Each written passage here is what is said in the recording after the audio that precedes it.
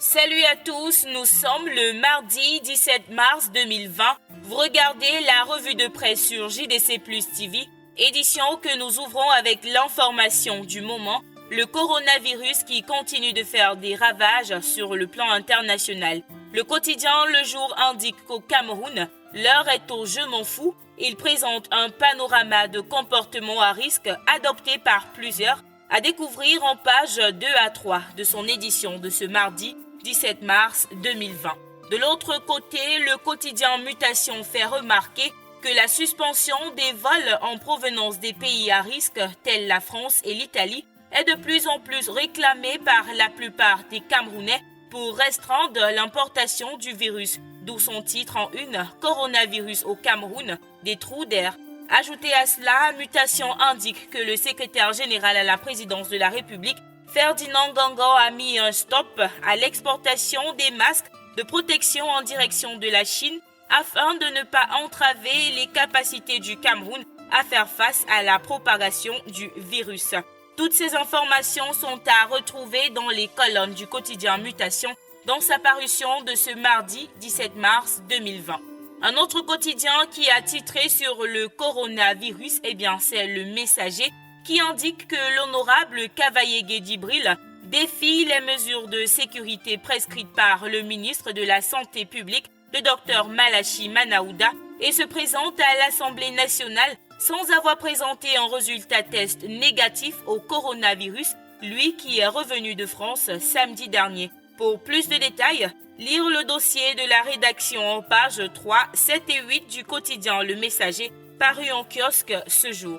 Nous restons avec le quotidien Le Messager pour parler de discipline au sein du parti au pouvoir, le Rassemblement démocratique du peuple camerounais RDPC. Le journal de Jean-François Chanon indique que ce parti veut mater ses rebelles à travers sa commission de discipline qui vient d'être réactivée. Le quotidien Info Matin va dans le prolongement de cette information en indiquant que Jean Kueté, secrétaire général du comité central de ce parti, en réactivant cette commission, lance ainsi la chasse aux sorcières contre les militants qui ont osé contester la mafia de ses investitures.